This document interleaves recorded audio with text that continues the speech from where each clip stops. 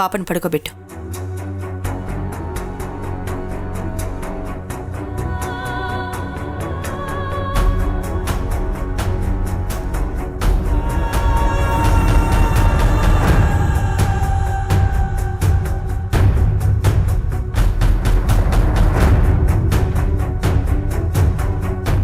జయ, నువ్వు చెప్తున్నవన్నీ నిజాలే.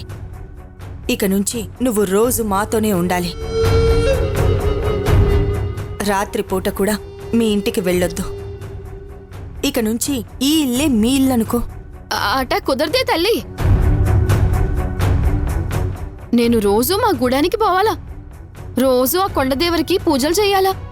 ఆ పూజలేదో ఇక్కడే చేసుకో. అట కుదరదే తల్లి. మాదంతా వామాచార పూజలు. నేను రోజూ గూడానికి పోవాల్సిందే. అక్కడ ఆ కొండదేవర్ని పూజించాల్సిందే. ఆ పూజని ఇక్కడి నుండి చేసుకోవడం కుదరదే తల్లి.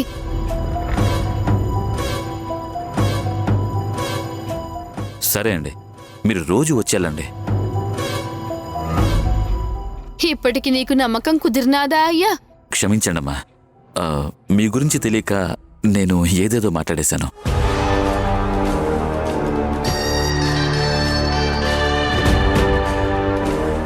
తప్పకుండా వస్తావు కదా? తప్పకుండా వస్తానే తల్లి. నీకు ఎంత డబ్బు కావాలన్నా ఇస్తాను. నువ్వు జీవితంలో ఎప్పుడు చూడనంత డబ్బు, ఆస్తి నీకిస్తాను. నువ్వు నా కూతురుకొచ్చే గండాల్ని తప్పించాలి. నా కూతురు ఆనందంగా ఉండేలా చెయ్యాలి. నాకు డబ్బు మీద వ్యామోహం లేదే తల్లి. నేను మనుషుల్ని ప్రేమిస్తాను. నా మనసుకి నచ్చిన వాళ్ల కోసం నేను ఏమైనా చేస్తాను. అయితే నా కూతుర్ని నీ చెల్లెలనుకో. నా కూతురికి ఏమీ కాకుండా చూసుకునే బాధ్యత నీదే. అట్టాగే తల్లి. జరగబోయేది జరుగుతున్నది. జరిగిపోయిన దాన్ని లెక్కేసి మరి నీ కూతురికొచ్చే గండాల్ని నేను తప్పిస్తాను. కానీ నువ్వు నాకు సాయం చెయ్యాలి తల్లి. ఏంటో చెప్పు జయ. నాకొక చిన్న తమ్ముడున్నాడు. వాడికి ఆరోగ్యం బాగోటం లేదు. ఆడిని డాక్టర్కి చూపించాలా. నీ తాన మంచి డాక్టర్లు ఎవరైనా ఉంటే నాకు చెప్పే తల్లి. ఆడికి వైద్యం చేయించాలి. అవునా? ఇది చాలా చిన్న హెల్ప్. మాకే చాలా హాస్పిటల్స్ ఉన్నాయి. నేనిప్పుడే ఫోన్ చేసి చెప్తాను. నువ్వు మా హాస్పిటల్కి వెళ్ళి అక్కడ డాక్టర్ సుప్రియ అని ఉంటుంది, ఆమెను కలు. ఆవిడ సీనియర్ డాక్టర్. పిల్లలకి ఎంత పెద్ద నయం కాని రోగాలొచ్చినా ఆవిడ చిటికలో నయం చేస్తుంది. ఆమె చెయ్యి చాలా మంచిది. నా తమ్ముడికి నయమైపోతే నేను నీకు రుణపడిపోతానే తల్లి. రేపే వెళ్ళి నా తమ్ముడికి ఆడ చూపించుకుంటానే. సరే, రేపైతే నువ్వు ఇంటికి రా. మా ఇంటికి మా అమ్మాయిని అల్లుణ్ణి తీసుకొని వెళ్తాను. అక్కడికి అందరం కలిసి వెళ్దాం. అట్నే తల్లి. కాకపోతే రేపు నా తమ్ముడిని చూపించుకోవడానికి కాస్త ఆలస్యం అవుతుంది. పర్వాలేదు, నువ్వైతే వచ్చేయ్. అలాగే తల్లి, వస్తాను.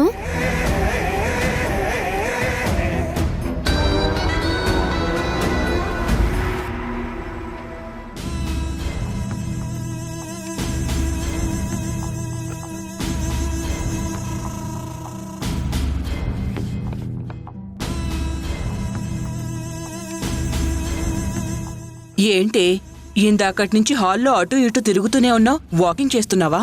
నీకలా అనిపించిందా అమ్మా? నేనిక్కడ టెన్షన్తో చస్తున్నాను. దేని గురించి? దేని గురించి? నీ కొడుకు పెళ్లి గురించి. మనం ఆలస్యం చేస్తూ ఉంటే ఆ హరివిఠల్ గాడు యశోదను తీసుకొని పోయేలా ఉన్నాడు. అందుకే ఏదో ఒకటి చేసి అన్నయ్యకి యశోదకి పెళ్లి చేసేయాలి. పెళ్లి చేయాలి సరేనే, దానికి మీ ఆయన ఒప్పుకుంటాడా? ఆ విషయం గురించే కదమ్మా నేనిందాకటి నుంచి బుర్ర బద్దలయ్యేలాగా ఆలోచిస్తూ ఉన్నాను. ఏదో ఒకటి చేసి నయ్యానో భయానో మా ఆయన ఒప్పించాలి. మీ ఆయనే భయపెట్టి బెదిరించి మనం యశోదతో పెళ్లి చేయలేమే. మీ ఆయన్ని ప్రేమతో కొట్టాలి, ప్రేమకే లొంగుతాడు. మనం యశోద మీద ప్రేమ కారిపోతున్నట్టు నటిద్దాం. మీ ఆయన ఆలోచనలో పడేలా చేద్దాం.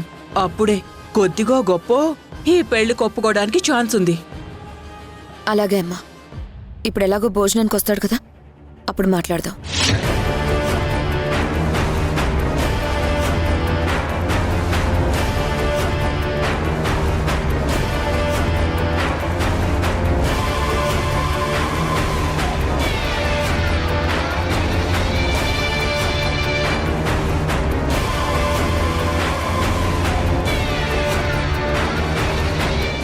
ఏమండి, మీతో ఒక ముఖ్యమైన విషయం మాట్లాడాలి.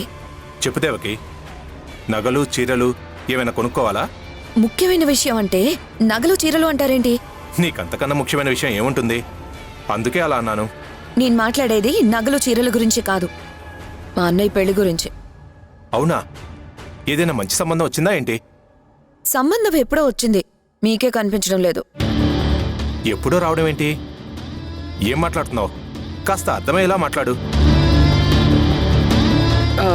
ఏం లేదు అల్లుడు గారు, మన సుబ్బరాజుకి యశోదనిచ్చి పెళ్లి చేద్దామని.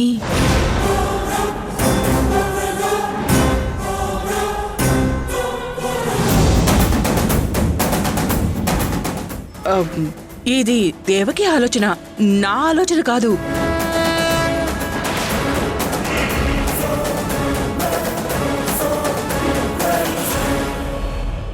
అసలు మీకు ఈ ఆలోచన ఎలా వచ్చింది? ఇదేమైనా చెడ్డ ఆలోచన ఏంటి?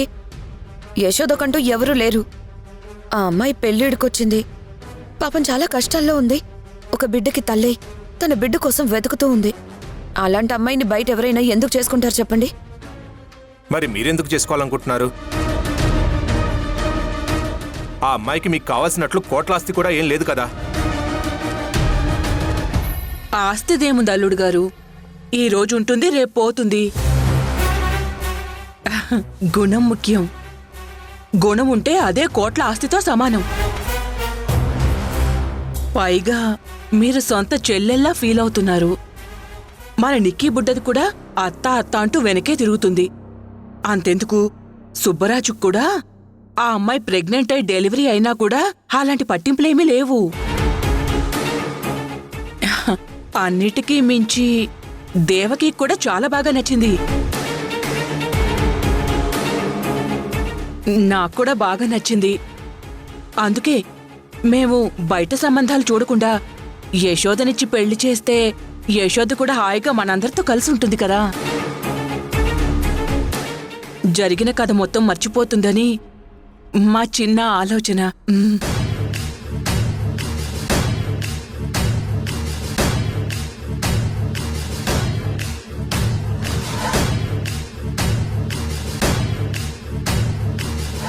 మీ ఆయన ఆలోచనలో పడ్డాడే.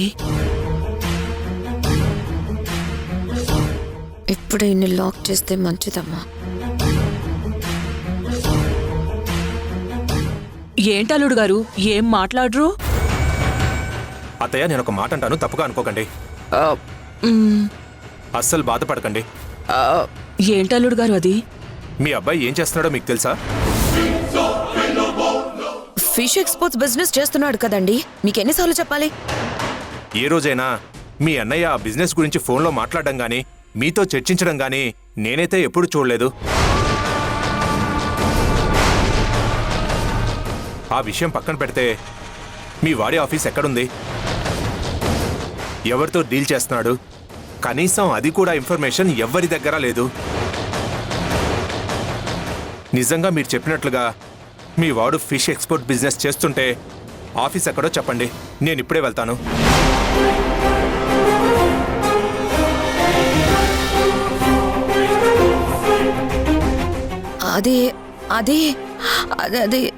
వద్దు దేవకి, మీ అన్నయ్య నువ్వు చెప్పినట్లుగా నిజంగా ఏదైనా బిజినెస్ చేసుకుంటూ నమ్మకంగా ఉంటే యశోదాన్ని చేసుకోమని నేనే అడిగేవాణ్ణి.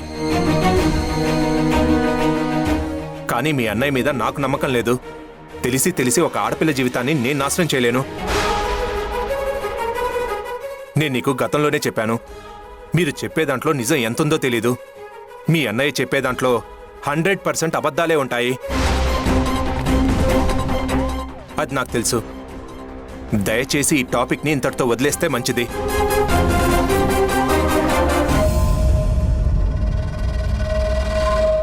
మీ ఆయన ఒప్పుకోవాలి అంటే ముందు వీడికొక ఆఫీస్ ఉండాలి. మీ ఆయన చెప్పినట్టుగా అన్ని ప్రూఫ్లు మనం సృష్టించాలి. అన్నిటికీ మించి వాడు పని చేసే దగ్గర ముందు మానేయాలి. అక్కడ మానేస్తే ఆవిడ వీడిని బ్రతకని విధమ్మా. మా ఆయన ఇంత పెద్ద ఫిట్టింగ్ మాస్టర్ అని నేను అనుకోలేదు. ఛ్!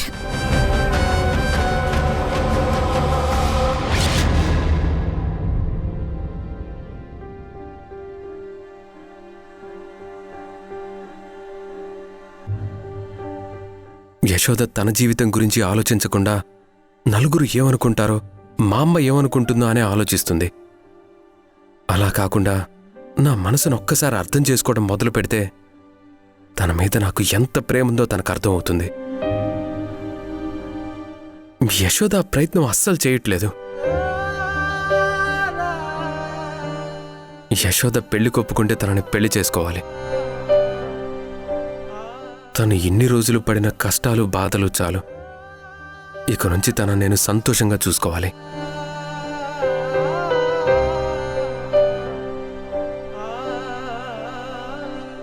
ముందు అమ్మ మారిందన్న విషయం యశోదకు తెలియాలి.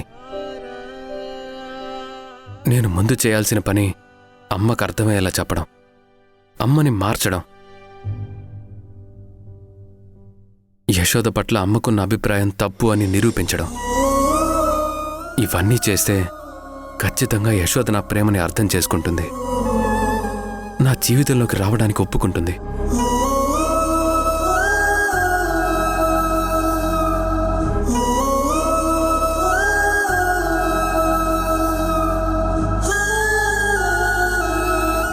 ఇప్పుడు నన్ను ఈ గెటప్లో హరి గుర్తుపడతాడో లేదో చూద్దాం. దండాలు దొరా. నమస్తే.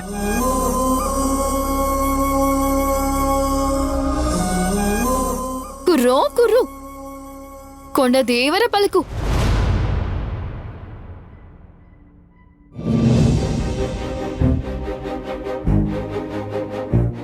యశోద,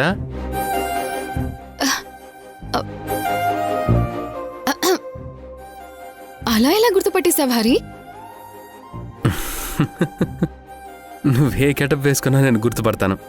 నిన్ను గుర్తుపట్టడానికి నీ మొహం కూడా చూడాల్సిన అవసరం లేదు నాకు. నీ కళ్ళు చూస్తే చెప్పేస్తాను. అబ్బో, నువ్వు చాలా ఇంటెలిజెంట్ అని మరోసారి ప్రూవ్ చేసుకున్నావు.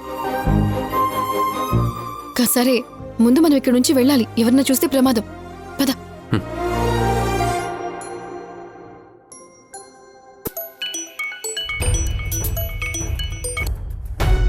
చెప్పండి నాన్న.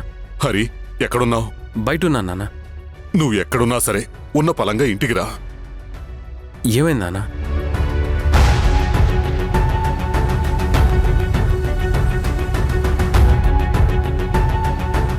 నువ్వు తొందరగా రా హరి. అవునా నాన్న, వస్తున్నాను.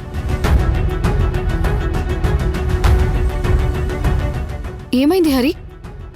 నాన్నమ్మని డిశ్చార్జ్ చేసి ఇంటికి తీసుకొని వచ్చారంట. అవునా? పూర్తిగా తగ్గిపోయిందా? ఇప్పుడు ఎలా ఉందట? అందరినీ గుర్తుపడుతోందా? లేదు యశోద, నాన్నమ్మ ఇంటి దగ్గర గొడవ చేస్తుందంట. అమ్మకి నాన్నకి కంట్రోల్ అవ్వట్లేదని నాకు కాల్ చేశారు. మనం వెంటనే వెళ్ళాలి.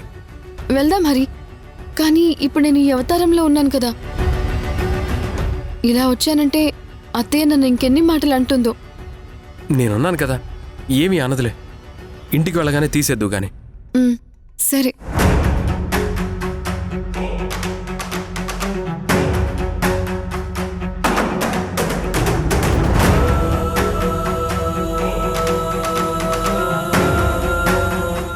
అమ్మా, నన్ను వదిలేయండి. అమ్మా, ఆగమ్మా. నన్ను వదిలిపెట్టండి. ఇంజెక్షన్ చేయనివ్వండి. ఎవరు మీరు? ఆగండి. మీరేం చేస్తున్నారు? అయ్యో, నన్ను వదిలిపెట్టండి. ఆగండి. వదిలేయండి. పద. నా మాట అమ్మా, వినండి. ఆగమ్మా. ఏం కాదు.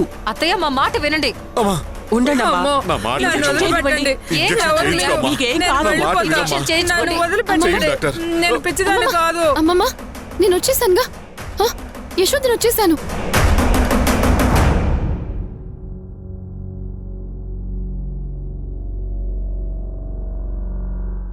ఏంటమ్మమ్మ అలా చూస్తున్నావు? అరే, నేను యశోదని.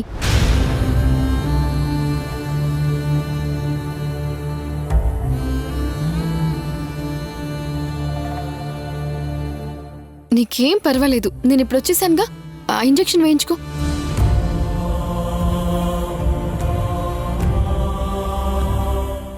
ఏం పర్లేదు, అంతా ఓకే.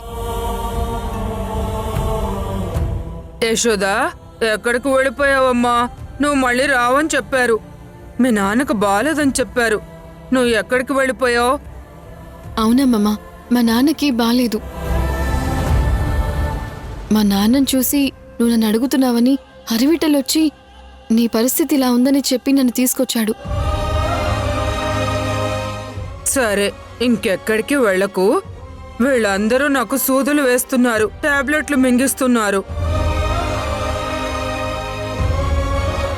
వీళ్ళు నాకు నచ్చట్లేదు.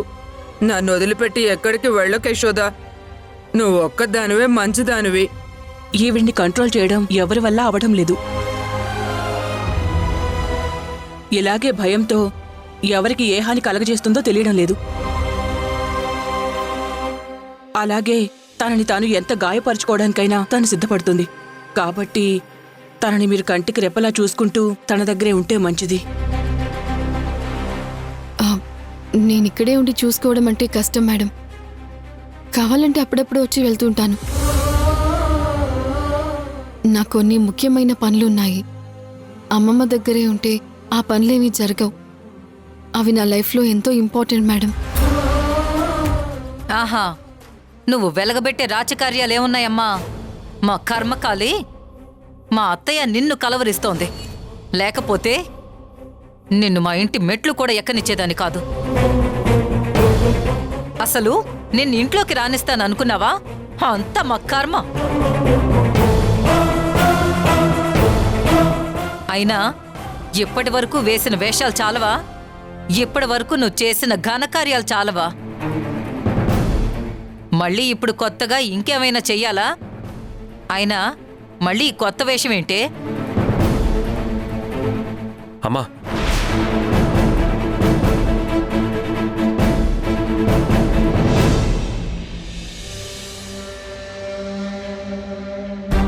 యశోద తన అవసరం కోసం ఇక్కడికి రాలేదు, మనకి సాయం చేయడానికి వచ్చింది. నానమ్మ కోసం, నానమ్మ ఆరోగ్యం గురించి ఆలోచించి తను ఇక్కడికి వచ్చింది. నీతో మాటలు అనిపించుకోవడానికి కాదు. అర్థమైందా?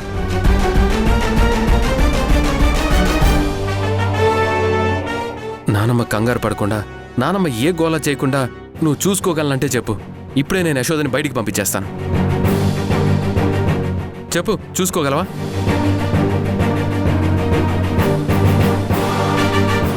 చూసుకోలేవు కదా? అలాంటప్పుడు సైలెంట్గా ఉండు. నువ్వు నోటికి ఏదొస్తే అది మాట్లాడి నీ మీదున్న ఈ మాత్రం గౌరవాన్ని కూడా పోగొట్టుకోవద్దు.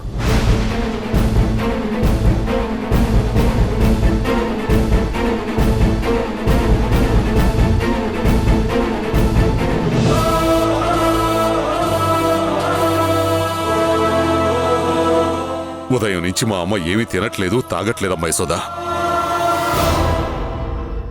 అదేంటమ్మమ్మ, తినకుండా తాగకుండా ఉంటే ఎలా చెప్పు? నీ ఆరోగ్యం ఏమైపోతుంది? ఆగు. ఇదిగో అమ్మమ్మ, తాగు. తాగు.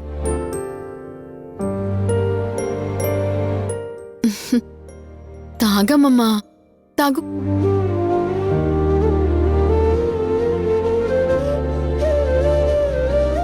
తాగు. ఇక నేను వెళ్ళొస్తాను సార్. అలాగే డాక్టర్. తాగు, వదలకూడదు. వస్తానండి. Okay doctor. ఓకేనా? ఇంకొంచెం తాగు. తాగు, త్వరగా తాగేసే.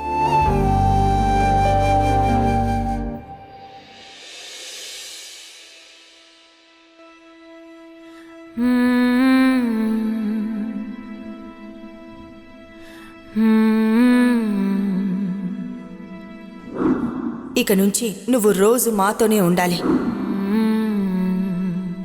నువ్వు నా కూతురుకొచ్చే గండాల్ని తప్పించాలి. నా కూతురు ఆనందంగా ఉండేలా చెయ్యాలి. నువ్వు మా హాస్పిటల్కి వెళ్ళి అక్కడ డాక్టర్ సుప్రియ అని ఉంటుంది, ఆమెను కలు.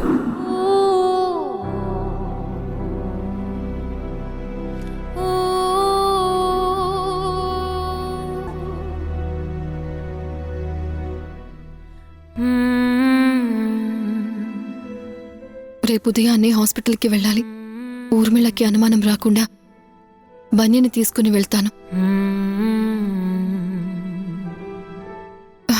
ఆ భగవంతుడి దయ వల్ల ఊర్మిళకి నా మీద అనుమానం రాలేదు. బుజ్జమ్మ తన జీవితంలో జరిగినవన్నీ చెప్పడం వల్ల, అలాగే సంజయ్ నీరజల గురించి నేను సంపాదించిన ఇన్ఫర్మేషన్ నాకు ఎంతగానో ఉపయోగపడింది. ఎలాగైనా సరే, ఎంత వీలైతే అంత తొందరగా నా పాపను నేను నా దగ్గరికి తెచ్చుకోవాలి. నా పాప నాకు దొరికితే ఆ తర్వాత నేను ఆ ఊర్మిళ సంగతి చూస్తాను.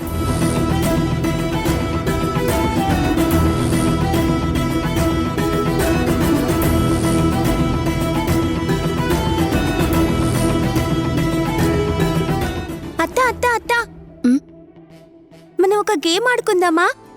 ఏం గేమ్? సినిమా పేర్లు చెప్పుకునే ఆట. అంత్యాక్షరిలాగే చివర ఏ పదం వస్తే ఆ పదంతో నువ్వు సినిమా పేరు చెప్పాలి. ఎవరు చెప్పలేకపోతే వాళ్ళు ఓడిపోయినట్టు. సరే, కూర్చో.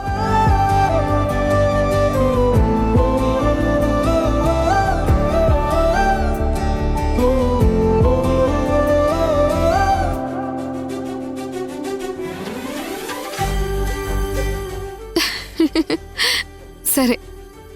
అవునత్తా.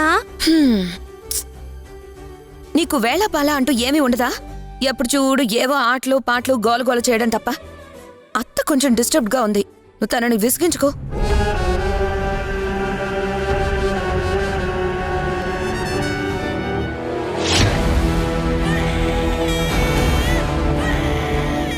హంసిని,